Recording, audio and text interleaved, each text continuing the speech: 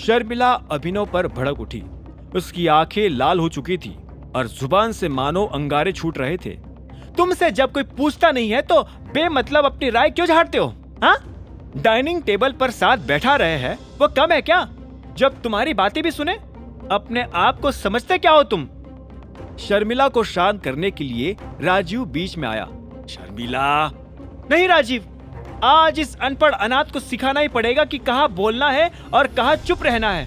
शर्मिला के मुंह से अपनी इतनी बेइज्जती सुनकर अभिनव ने गुस्से से हाथों में पकड़ी चम्मच मोड़ डाली थी। राजीव ने यह नोटिस किया और वो समझ गया कि अब अभिनव जरूर ही गुस्से से फटने वाला था। अभिनव के कहने पर जब अनन्या ने हरदेव का ऑफर ठुकरा दिया था तो शर्मिला उससे बहुत गुस्सा हो गई थी। उसने अभिनव को बहुत कुछ सुनाना शुरू कर दिया था, जिससे अभिनव ने भी गुस्से में आकर अपने हाथों में पकड़ी चम्मच मोड़ डाली थी।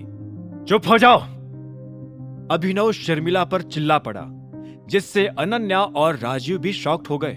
शर्मिला का गुस्सा और भी ज्यादा भभक गया था, लेकिन इससे पहले कि वो कुछ बोल पाती, अभिनव ने ही बीच में बोल दिया।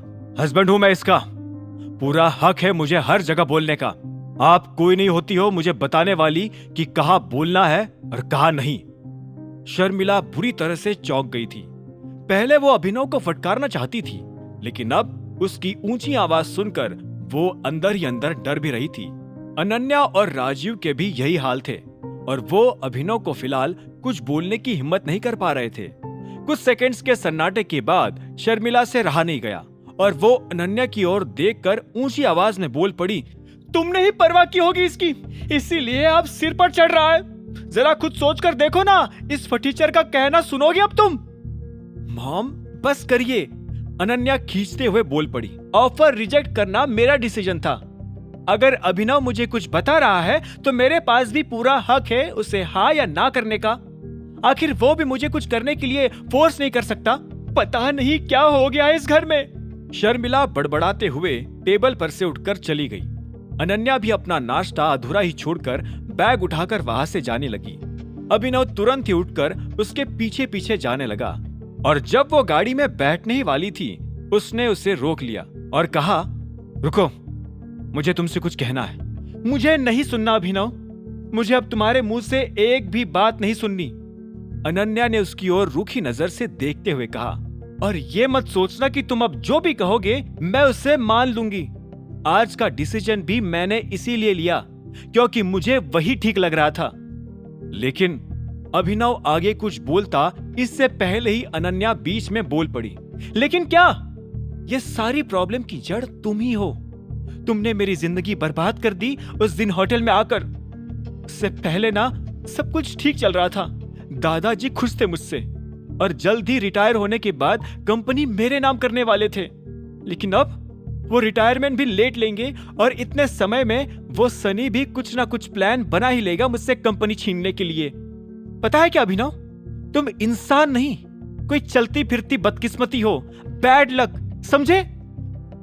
चित्रा और चिराग जैसे इंसानों के साथ रहोगे ना दिन भर तो वैसे ही नेगेटिव ख्याल आते रहेंगे। मैं कोई बैड लक नहीं लाया हूं, तुम्हारे दिमाग का फितूर है ये सब, समझी? अभिनव भी गुस्से में अपनी भड़ास निकाल ही रहा था कि अनन्या के आंसू टपकना शुरू हो गए।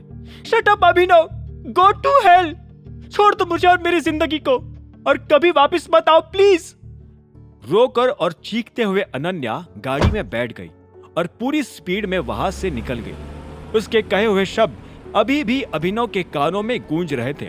वो उसी वक्त अनन्या को बता देना चाहता था कि वो टाइगर है, लेकिन अभी उसका वक्त नहीं आया था। उसे अभी भी छिपकर ही रहना था और गरीब बनकर रोज अपनी बीवी और उसके परिवार से गालियां सुननी थी। उसको फिलहाल अकरम और ग्रुप के बाकी सीनियर्स पर भरोसा रखते हुए ही आगे बढ़ना था, सिवाय एक के, जो था मोंटी। अभिनव को अभी भी लगता था कि मोंटी उसके पिता संजय गढ़वाल की मौत के बारे में कुछ ना कुछ जानता था। हालांकि ये बात कंफर्म नहीं थी और अभिनव इसी का पता भी लगाना चाहता था। उसके सामने फिलहाल कई सारे राज थे सुलझाने के लिए, लेकिन फिलहाल अंडरग्राउंड रहने में ही उसकी भलाई थी। अपनी गाड़ी लेकर अभिनव भी इमेजिंग सिक्योरिटीज के ऑफिस पहुंच चुका था। दिन भर काम करके वो रात को ऑफिस से निकलने के लिए अपनी चेयर पर से उठा ही था कि तभी उसके कैबिन का दरवाजा किसी ने खटखटाया। कम इन, मायरा अपने हाथों में एक फाइल लेकर अंदर चली आई। आगे की कहानी जानने के लिए देखें अगला एपिसोड सिर्फ पॉकेट एफएम के यूट्यूब चैनल पर, और द रिटर्न ऑफ टाइगर के सारे एपिसोड्स को सुनने के लिए डिस्क्रिप्शन में दी लिंक से डाउनलोड करें पॉकेट एफएम ऐप।